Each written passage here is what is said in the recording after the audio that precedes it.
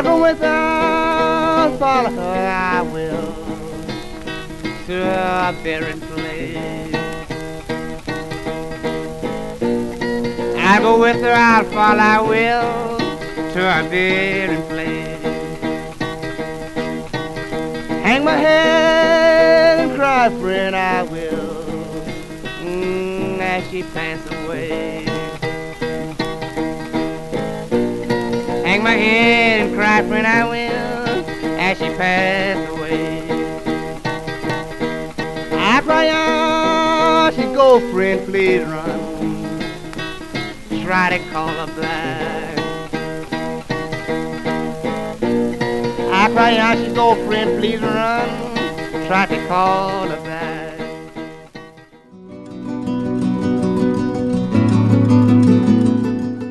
This is basically Route 93. It's showing there, but that's the way they went. And Route 93, the old number was 75, but it was basically laid out on the road between the furnaces. That's where it came from, because it went from one furnace to the next. And that's the way when the runaways came across the river and came across at Ironton, that's the way they sent them, on horseback, or sometimes they rode in the false bottom in the iron carts, and they would go out and stop at the furnace. And the iron masters, or someone at each furnace, was involved in the railroad, so they would usher them along to the next. Their point in Lawrence County was to get them to Jackson.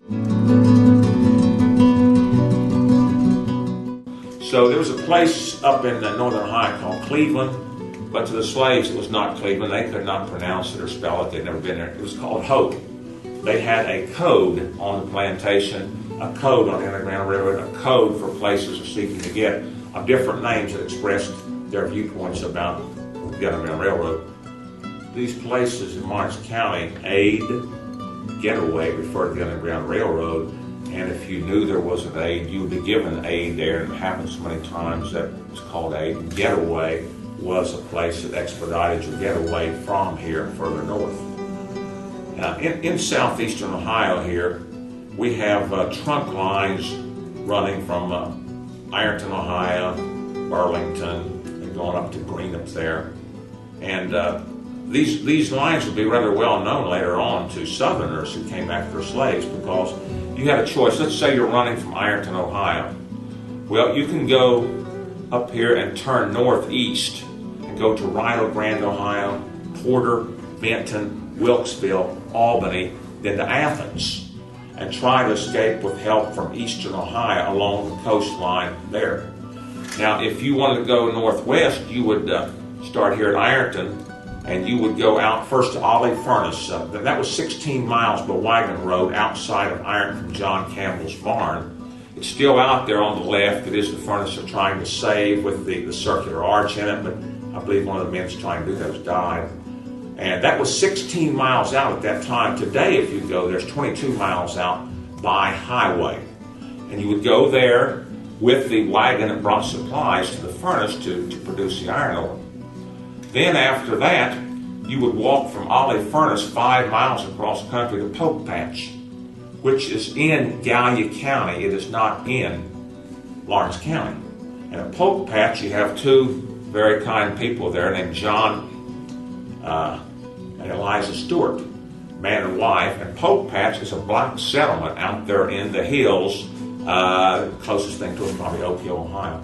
And you would go there. That's a free black settlement. So you could meld in with those people, and unless you had some distinguishing marks, you could stay there for a while and rest.